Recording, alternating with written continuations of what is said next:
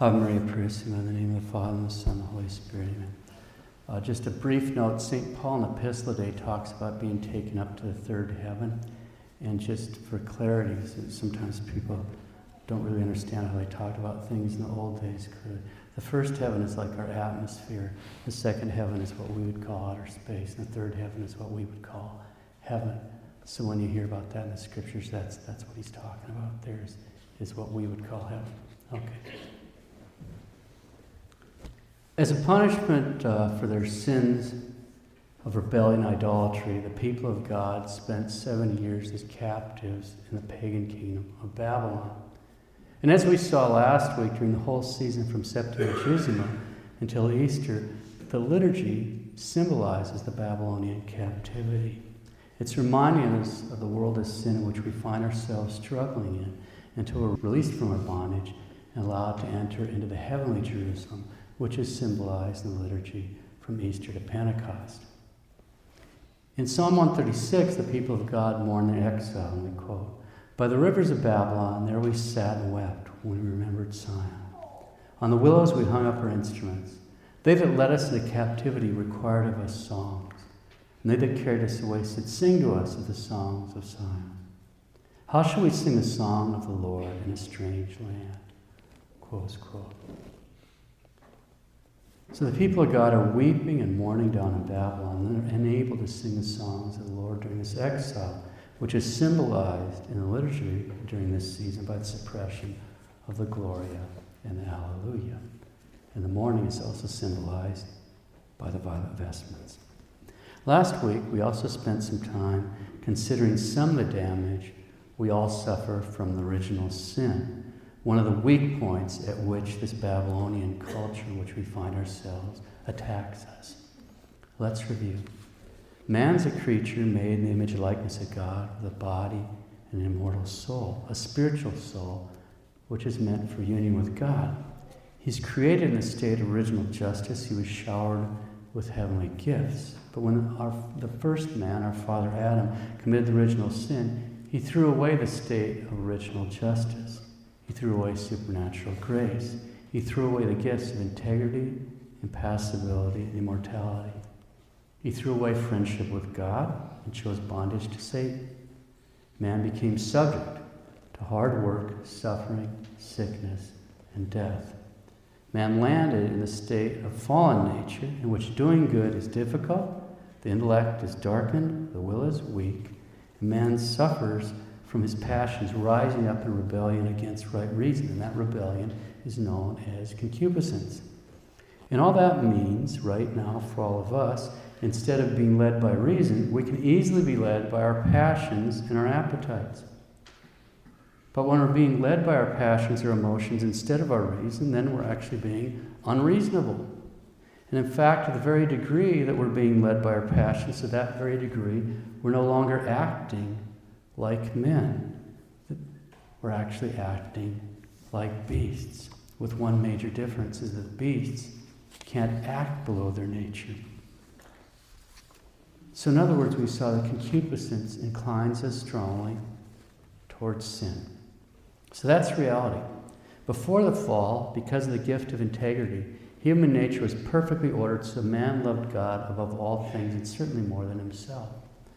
But after the fall, sanctifying grace and the gift of integrity are lost, and human nature is disordered. The passions are disordered, the intellect's been darkened, wills have been weakened, and man has trouble struggling to do the good. Man now naturally tends towards selfishness, to seek his own personal desires without thinking about the common good and without thinking about God. And this cannot be fixed without grace. So we're here to get to heaven. We have a problem, and it's a serious problem. We're all afflicted with concupiscence. We're all afflicted with this terrible inclination towards sin. And then with all that as background, we considered one very common way that our Babylonian culture attacks us.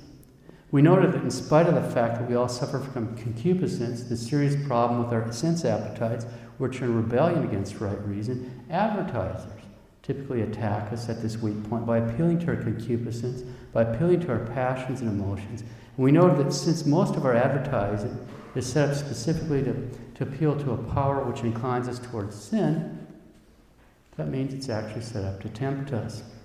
We saw that for the first time in history, in all of human history, temptations are being scientifically designed to stir up the passions. And it works. It really works. The advertisers today are spending upwards of $5 million for a 30-second Super Bowl commercial. Obviously, they're pretty confident that that's a good investment.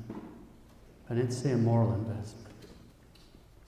For the first time in all of history, temptations are being scientifically designed to appeal to the sensual desires. And this in spite of the fact that it's a unanimous testimony of history and human experience that it's a constant battle for man to conquer his passions and to bring them under the rule of right reason. To live a life of virtue, the passions simply have to be brought into submission, and that's impossible if they're continually being excited. It's just totally impossible.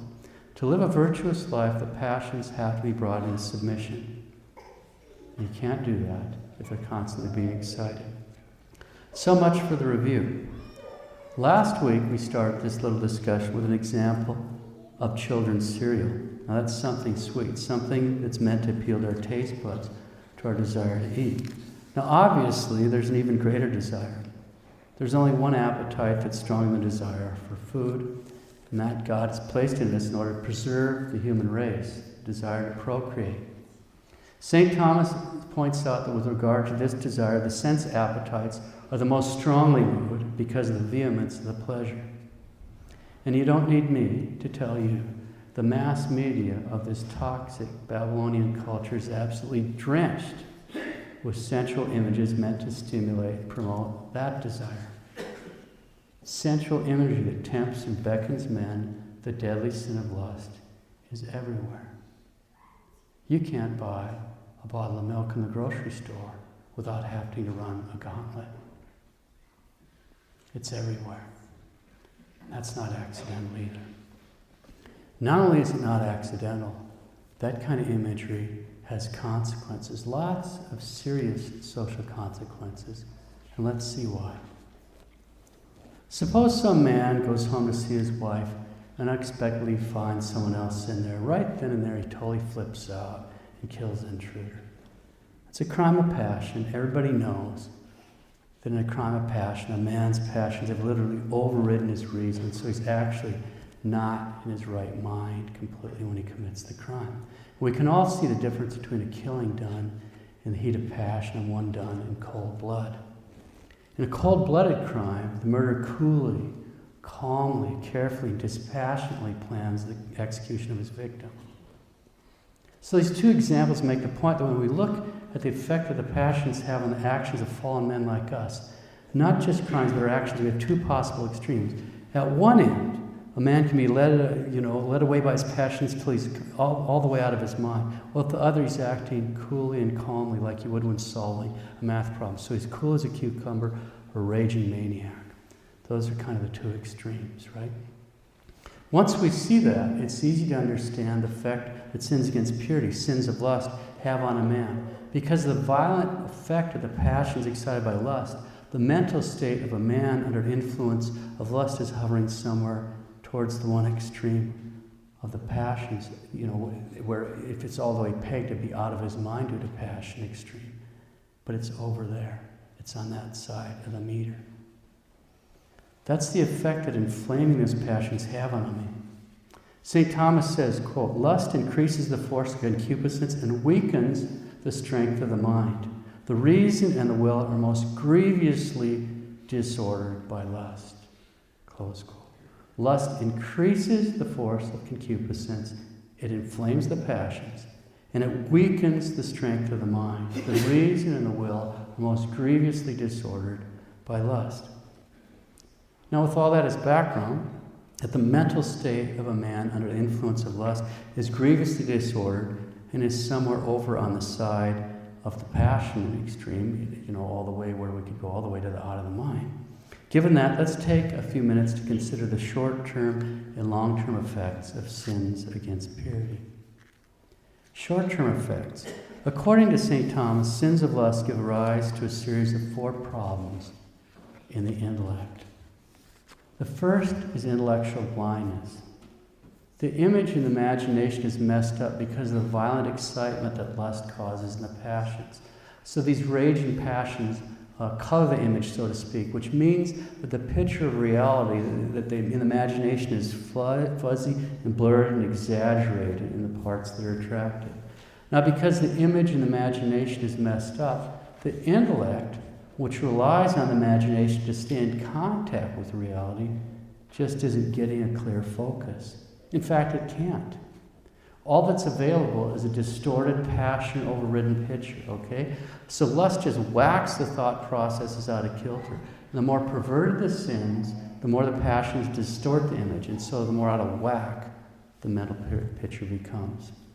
For example, let's imagine a young couple with a vocation of holy matrimony, and they've been passionately kissing, and etc., etc., etc., from the beginning of the relationship.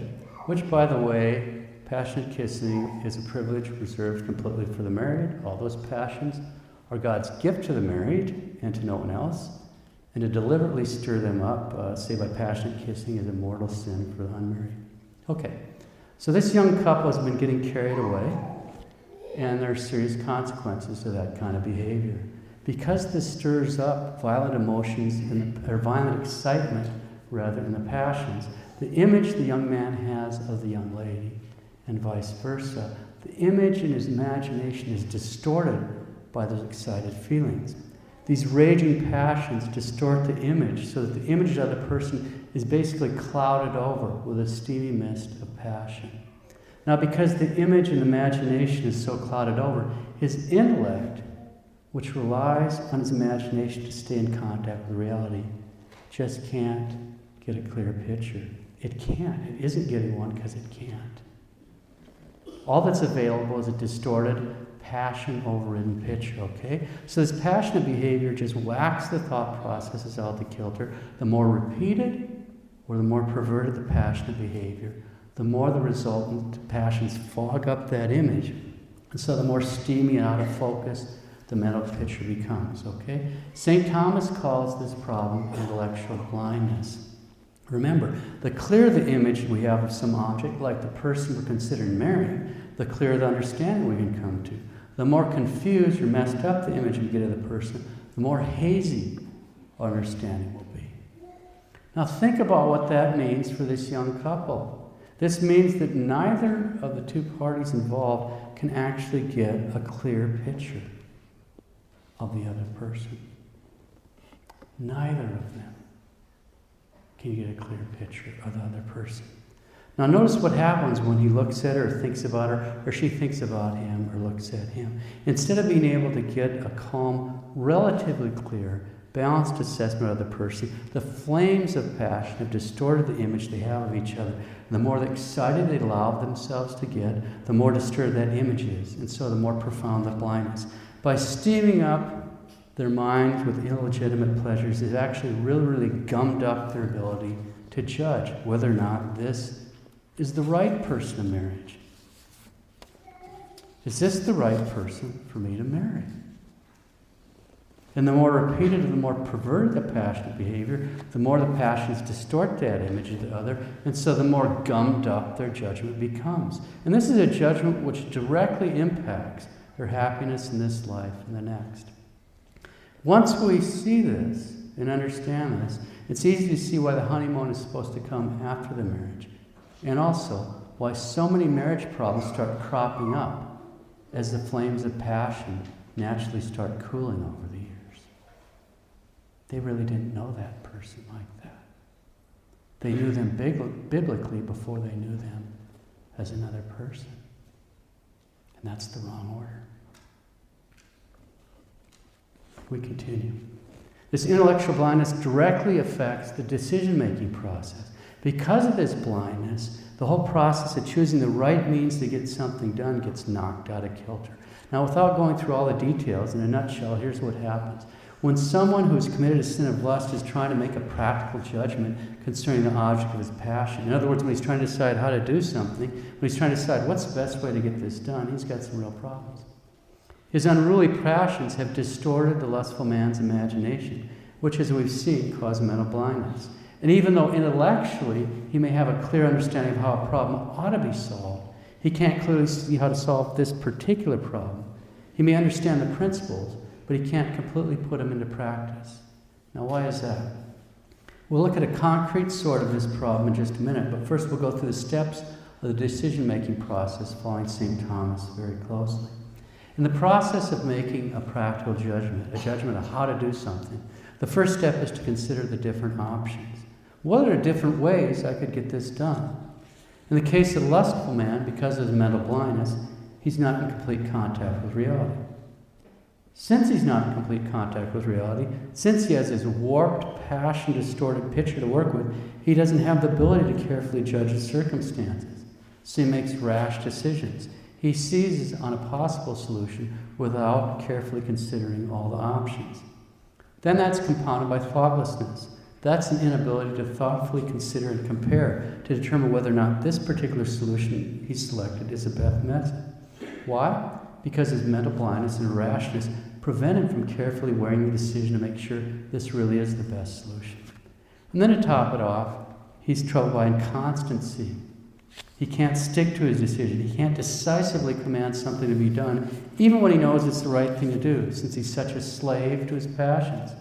St. Thomas points out that lust causes a man to be carried away with his passions, and this causes him to be hindered from doing what his reason ordered to be done. Okay, now let's consider a concrete example to see how this works. Suppose a man suffering from mental blindness caused by lust realizes he just has to break up with his partner in sin. So far, so good, but then he makes a rash decision. He seizes on a possible solution without carefully considering all the options. He decides, I'll just go over to her place tonight and tell her it's over. Now, how dumb is that? I mean, you could patent it. That's so stupid. He doesn't even really consider any other options. That's his rashness. He's made a rash decision. He seizes on a possible solution without carefully considering all the other options.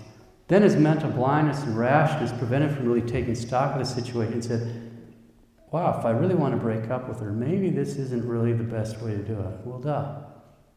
But that's the problem of thoughtlessness. He just thoughtlessly goes along with the first thing that came to his mind. He's made the decision. He drives over there, bound and determined to break up with her. He walks in, he tells her, it's over, baby. And as soon as he tells her that, she bursts into tears. And then what happens? There she is, bawling her eyes out. So he feels terrible. And he's a slave to his passions. So his feelings take charge. At that point, his inability to stick to his decision kicks in. His resolution goes flying out the window. He rushes over to comfort her. End of story. He's worse off than when he started. And that happens all the time.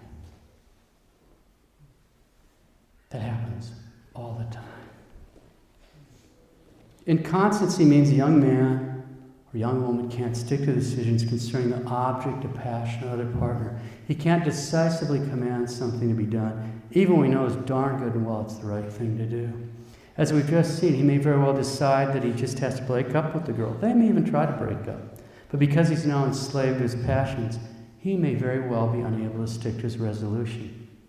In fact, he may very well lead her down the aisle in spite of those misgivings, and that happens all the time. And obviously, this will also directly impact her happiness in this life and the next. Okay, quick review. There are 4 levels of darkness inflicted on the intellect by sins of lust. Mental blindness, because the imagination is carried away by the passions.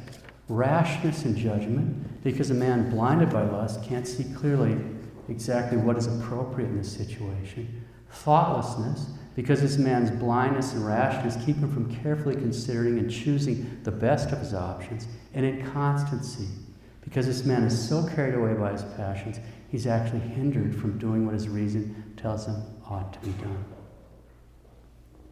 So much for the damage to the reason caused by sins of lust. What about damage done to the will?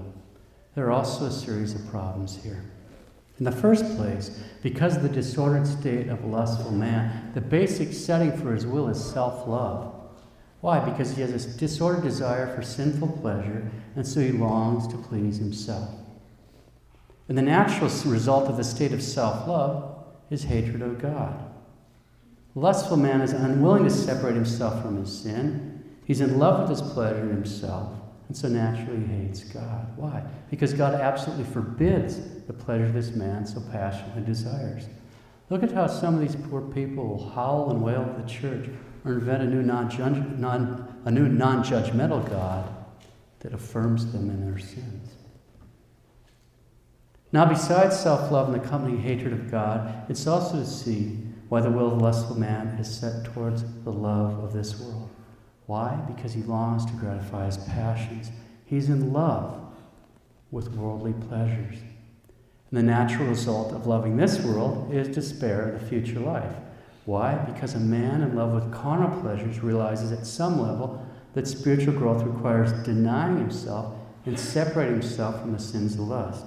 Now, we don't want to confuse this despair with a feeling of despair. This problem is in the will, which basically is taking a position of rest or complacency or surrender with respect to the situation.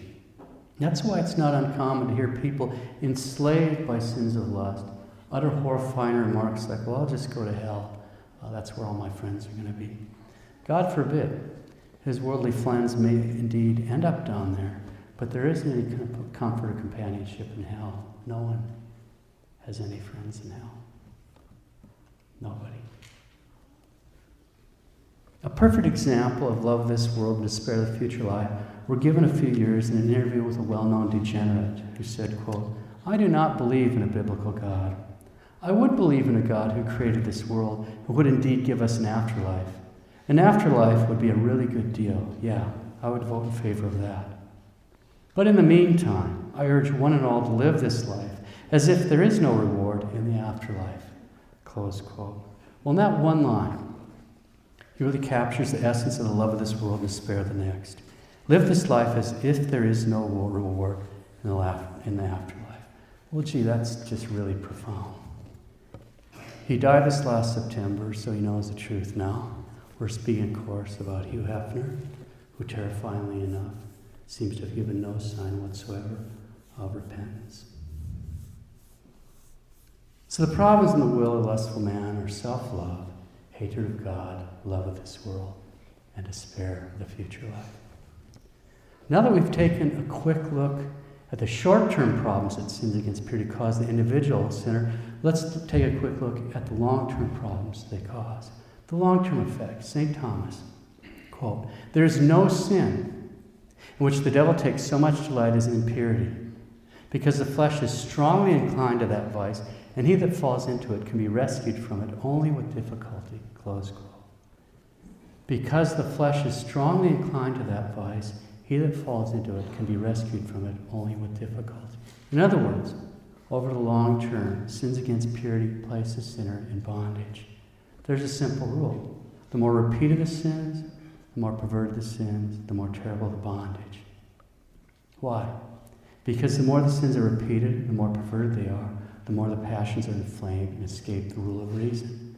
In fact, the degree they've been repeatedly inflamed and perverted, to that degree, it's all the more difficult to get them back under control, which is another way of just saying the more tightly they hold that sinner in bondage. The more repeated, the more perverted, the more enslaved. Once we understand that these sins cause problems like mental blindness, self-love, hatred of God, love of this world, despair of future life, and bondage. Once we realize that because of the violent effect of the passions excited by lust, the mental state of a man and how it influences life is hovering somewhere near that out of his mind due to passion extreme. Once we consider all that, then it's really easy to see why people react so violently when they hear the actual honest-to-God teaching of the Holy Catholic Church about holy purity. Their passions are so inflamed, and God's teaching is so threatening to the pleasures they really live for, they're at the point where they can actually scarcely help themselves. They can scarcely help themselves, and we need to pray. How desperately we need to pray and fast and sacrifice for them so that they can get the grace they desperately need to deny themselves, to escape this terrible, dehumanizing bondage. We need to pray. We need to pray especially because the final and by far the most serious problem resulting from sins against purity. St. Alphonsus explains, quote, "Sins against purity are the sins which fill hell with souls. In other vices, the devil fishes with the hook. In this, he fishes with the net, so that by impurity he gains more for hell than by all other sins. Indeed, I do not hesitate to assert that all those who are damned on account of this one vice of impurity, or at least not without it. Close quote, St. Alphonsus, Bishop and Doctor of the Church. So the final and most serious problem resulting from sins against purity is eternal damnation. We need to pray. As Our Lady of Fatima said in August of 1917, pray very much and make sacrifices for sinners, for many souls go to hell, for there are none to sacrifice themselves. Pray for them. We need to pray. Let's review. We've taken a quick look at the short-term and long-term consequences of sins against purity, which fall upon the man who actually commit these sins. In the short term, we've seen that these sins inflame the passions. There are 4 levels of darkness inflicted on his intellect. Mental blindness, because imagination is carried away by the passions. Rashness in judgment, because a man afflicted by that blindness can't make a clear assessment of what's appropriate in a particular situation.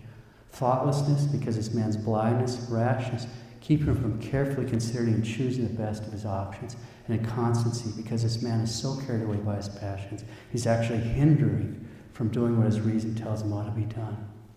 We've also seen there are 4 problems with the will of the lustful man: self-love, hatred of God, love of this world, and despair of the future life. We've seen that the reason that sinners get so agitated when the church's teaching is brought up is because their passions are so inflamed. And God's teaching is so threatening the pleasures they're really living for that they're at the point where they scarcely help themselves. We've seen that we need to pray, fast, and intercede for them. Over the long term, we've seen that the more these sins are repeated and the more perverted they are, the more the passions become inflamed and escape the rule of reason. And to the very degree that these passions are repeated, inflamed, and perverted, to that very degree they're the more difficult to quiet down, get back under control, which is just another way of saying the more repeated and perverted the sins are, the more tightly that sinner is held in bondage to his lust. We've seen that the final and most serious problem resulting from sins against purity is eternal damnation. So sins of lust, wherever and however they're committed, have very serious personal and societal consequences. They have lots of very serious social consequences. Let's just take a glimpse at some of those. We'll take impure imagery, for example. According to a 2015 survey by the Blindness Group, that's a California-based evangelical polling firm, here in the U.S., 57% of young adults from 18 to 24 and 29% of those 25 and older actually seek out this type of imagery daily, weekly, or monthly. Given that this is a shameful topic, and that those that were polled were specifically questioned about whether they actively sought out this imagery, these percentages may very well be low.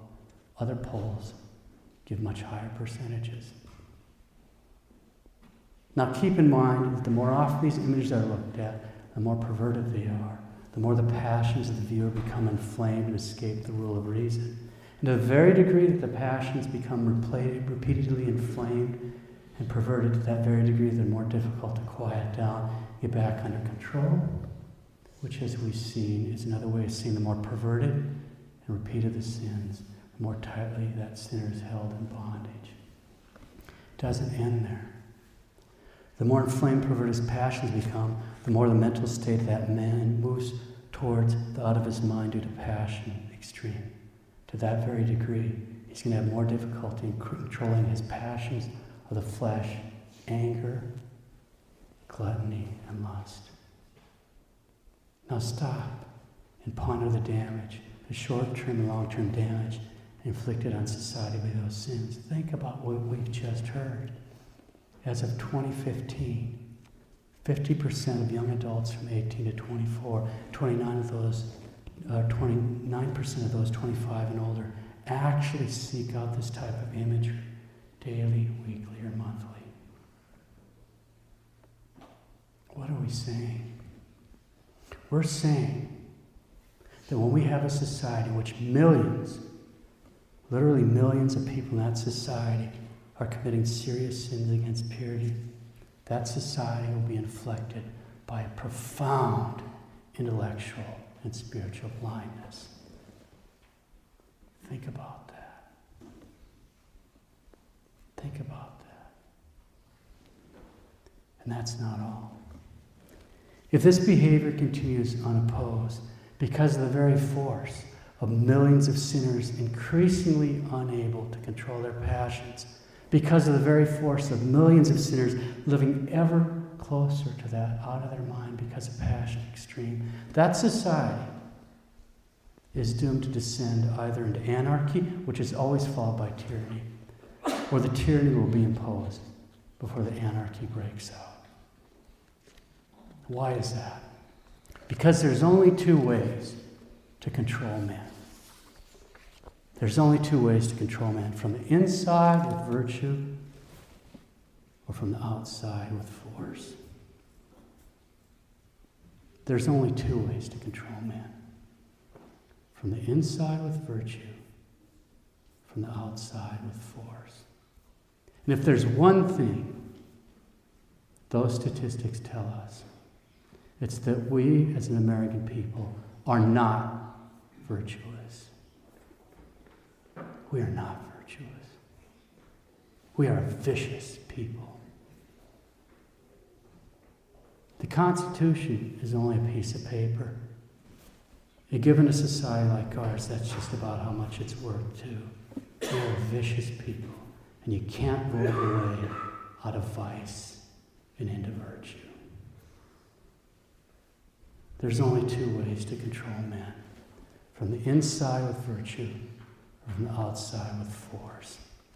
Vicious men must be ruled by force, and a society dominated by lust is a society of vicious men. Tyranny is a direct and necessary consequence of allowing a culture to sink into sexual vice.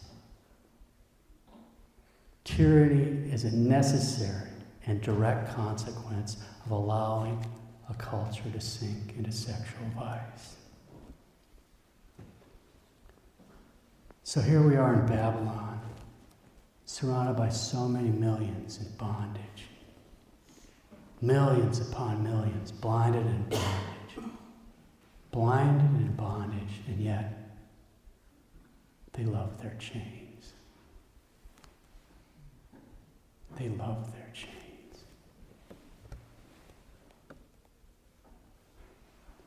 Now, for those that are going to watch the Super Bowl today, think about what we've learned over the past 2 weeks. The advertisers are going to spend upwards of $5 million for 30-second slots. Why? For the chance to manipulate you. Think about that. They're spending fortunes to manipulate you, to tempt you. They know what they're doing. They know what they're doing. And once again, ponder what you learned. Ask yourself, what kind of a country allows these kind of attacks on its own people? Think about the social and political implications of what we've talked about. And we'll pick up there next week.